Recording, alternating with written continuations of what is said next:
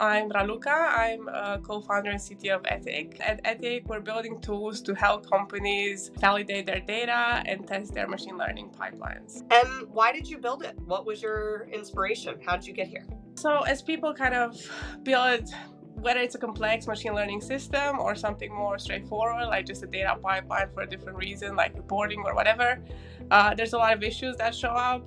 And we started off with issues in the area of fairness and bias, and then we made our tool more and more comprehensive to tackle a lot of other issues, including drifts, performance, data issues, and a lot more. People use our tool because basically even before they actually release the project in the wild, they need to have a bit of a gauge, a bit of a testing that what they're doing is going to work. And also once they put in production, then obviously they need to monitor and make sure nothing kind of goes wrong. Very cool. And did you build this out of personal experience, or what brought you to actually start a company to solve this problem? So I'm a data scientist. I've been in the space for more than 10 years now.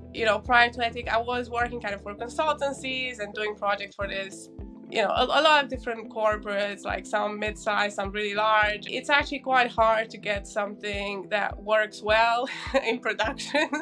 I've found over the years, and usually what tends to happen is that someone will make a small coding error somewhere, and then with ways like weeks trying to find out why, maybe some stuff never get caught, and then they lose your money, right? So there's definitely an element of personal experience in there. So you mentioned you're a data scientist. Would love to hear a little bit more about your background. What did your life before being a founder look like, and how did you arrive at where you are today? So this is actually my second startup, so that I did have that kind of startup experience before, but it was much more of a corporate kind of life.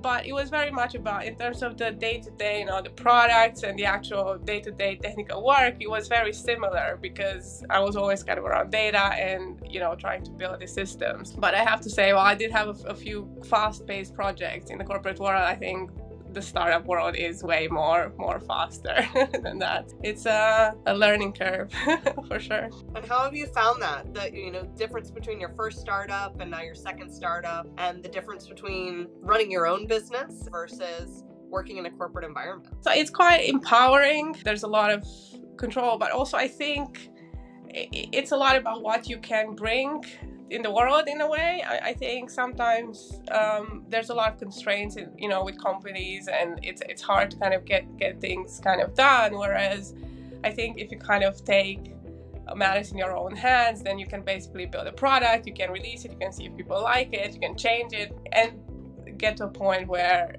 it exists in the world and it brings some level of usefulness, utility to people.